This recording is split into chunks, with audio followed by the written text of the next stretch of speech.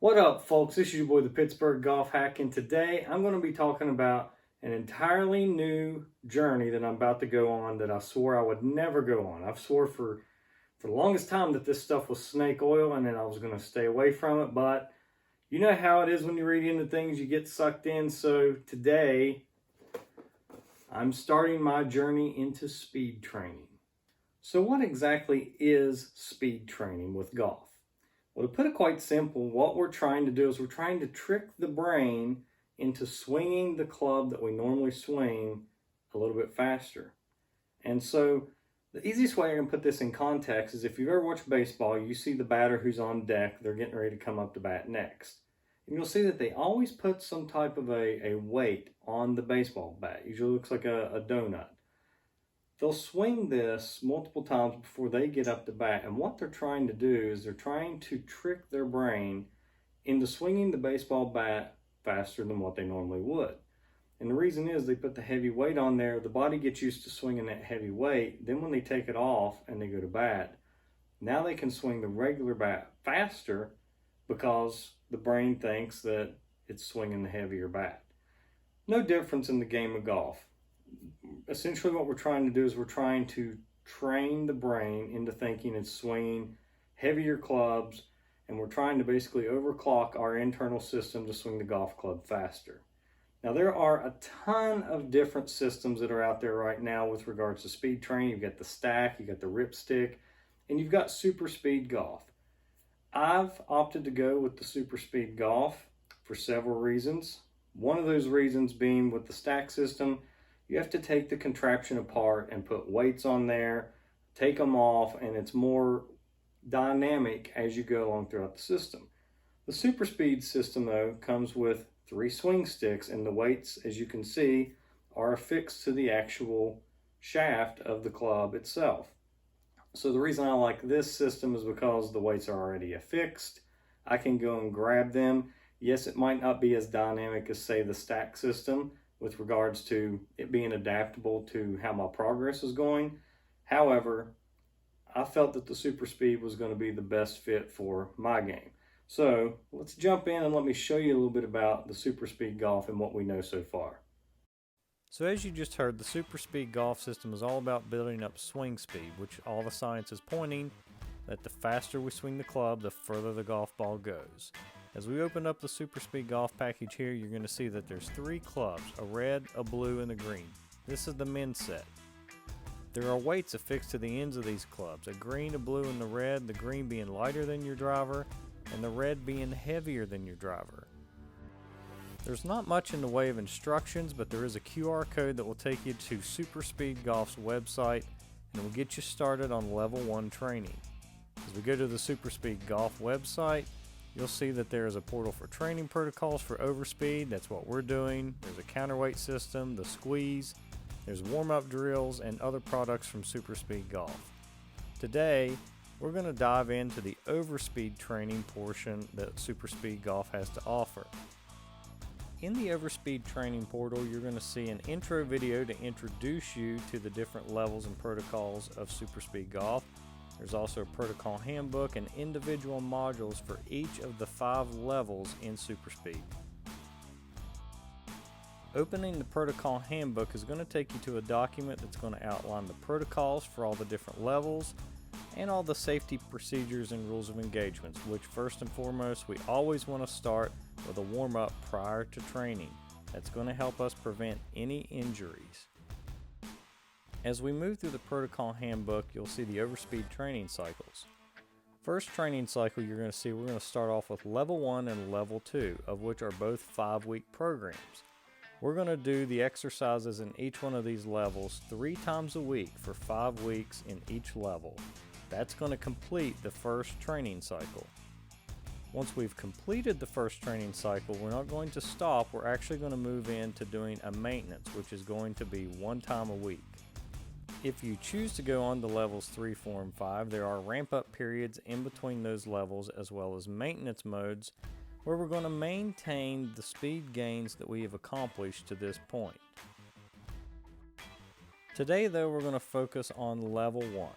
The way that level works is we're going to swing the club normally 3 times with each club from each side, our dominant side and our non-dominant side. We need to work our non-dominant muscles just as much as our dominant because those muscles are also important in the golf swing.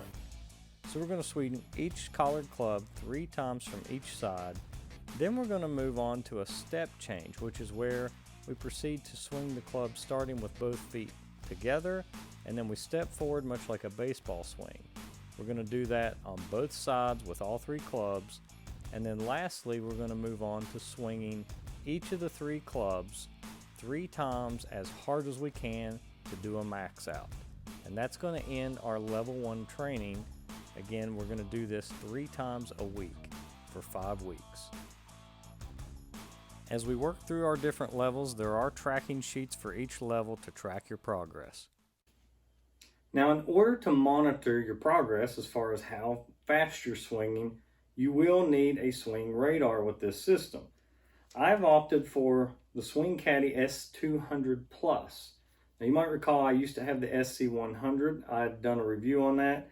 I actually traded up to get this unit because the SC100 and the SC200 and the SC300 products that Swing Caddy makes does not do practice swings. What I mean by that is it will not detect a swing speed unless you're actually making contact with a ball. The SC200 Plus, on the other hand, will read swing speed without making contact with the golf ball, which is a really nice feature.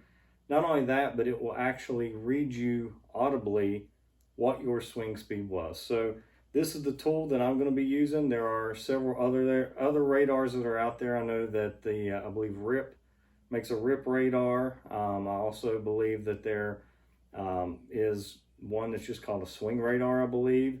There's several lower kind of budget-friendly devices, but the interesting thing is even a TrackMan won't register your swing speed unless you're making contact with the ball. So a very interesting and neat feature with the SC200 Plus, but again, this is what I'm going to be using to monitor my swing speeds using the SuperSpeed Golf system.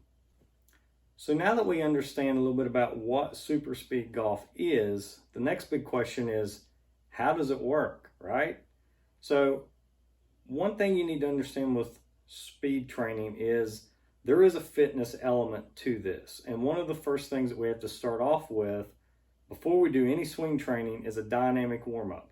And it's one, to get the muscles ready for speed training, but also we don't want to be injured, right?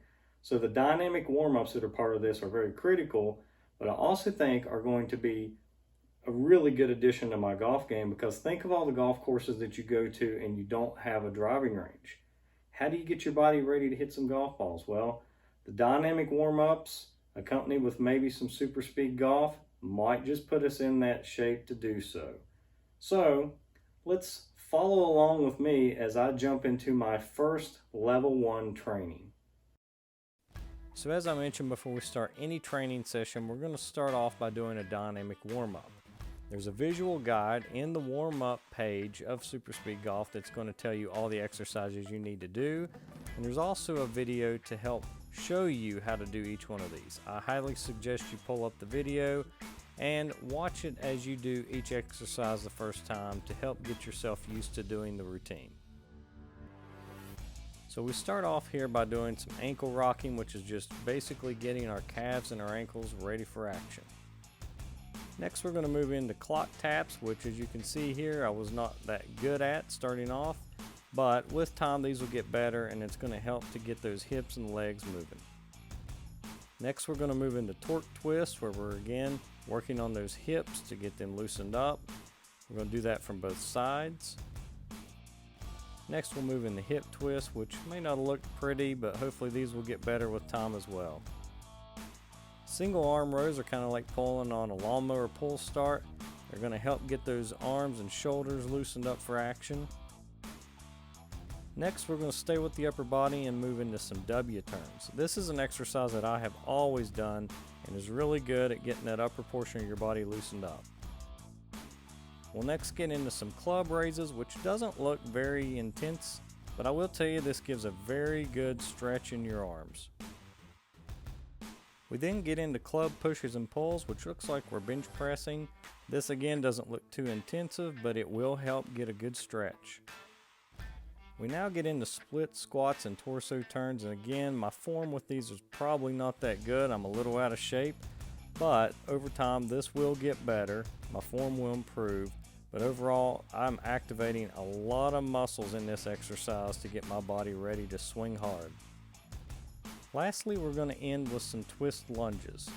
You can see here we're activating some muscles that we haven't activated just yet. And again, form isn't perfect, but that'll come with time. Once you've done your twist lunges, if you would like to swing your heaviest club a few times to get warmed up, that's a good practice as well. So before you start your first session of level 1, I would recommend doing what I did here. Get a baseline for what your driver swing is. I took my baseline swing here with driver and I found that I was at 94 mile an hour. That's where we're going to start our baseline for the purposes of this training.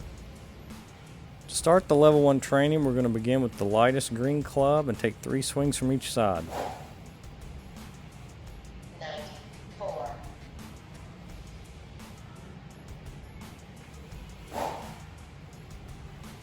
101.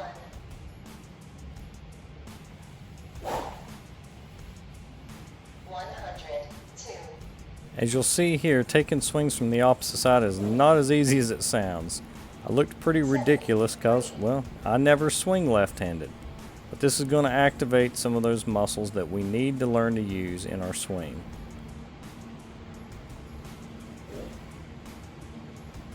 67. 77.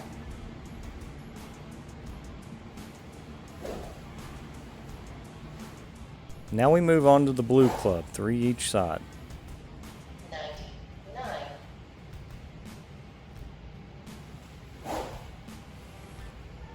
100.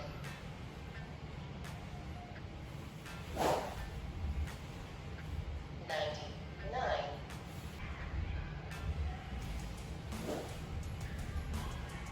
77.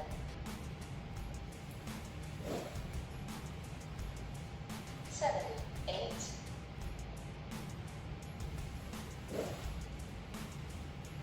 76. And now we move into the red club, 3 swings each side. 100.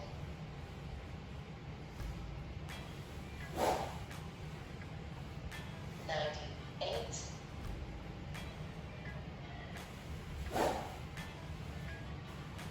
96.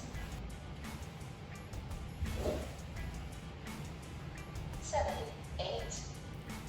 So as I'm wrapping up the red here, one thing to keep in mind is you do want to take a break in between each level session. So about a 90-second break is sufficient. 6. Now we're going to move into our step change with the green club, where we start with our feet together and spread them apart to activate different muscles in the swing. 102.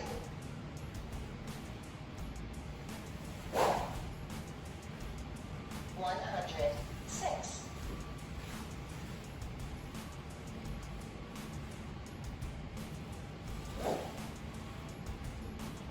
85. 79. 46. Now we step change with the blue club. 103. 102. 100.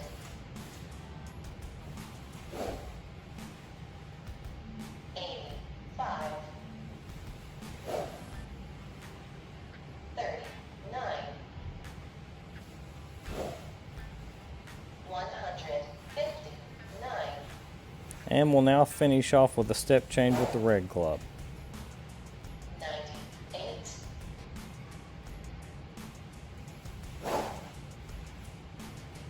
102.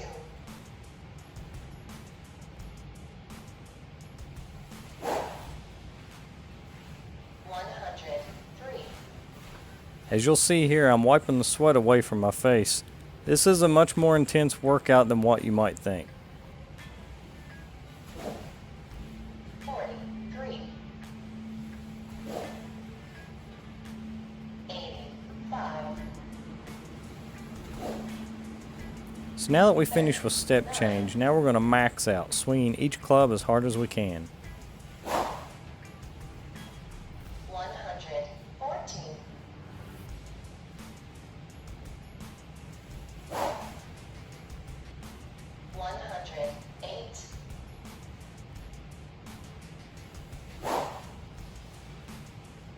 108,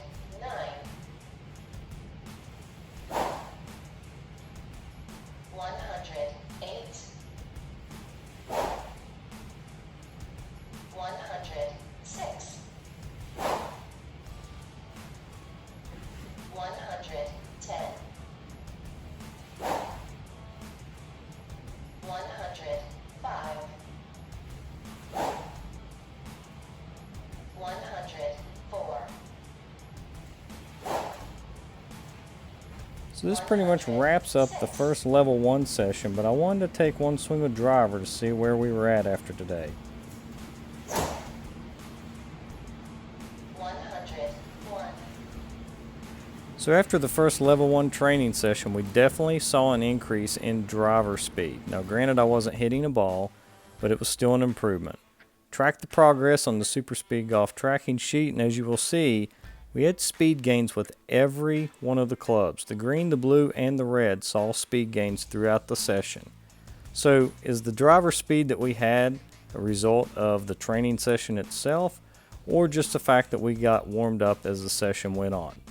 Only time will tell, but so far I'm pretty happy with the results I saw today.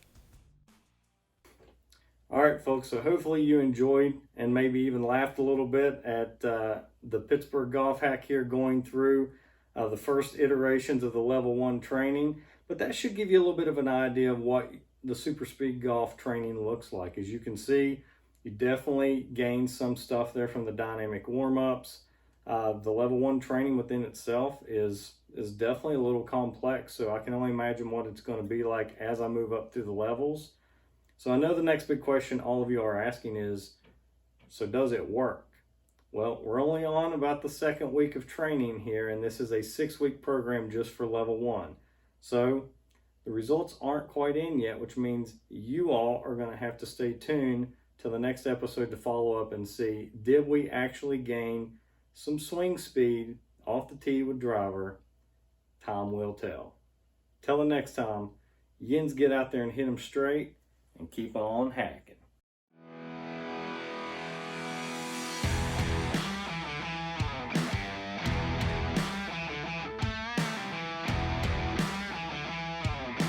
If you like what you saw today, make sure you hit that subscribe button. I got more stuff coming your way soon.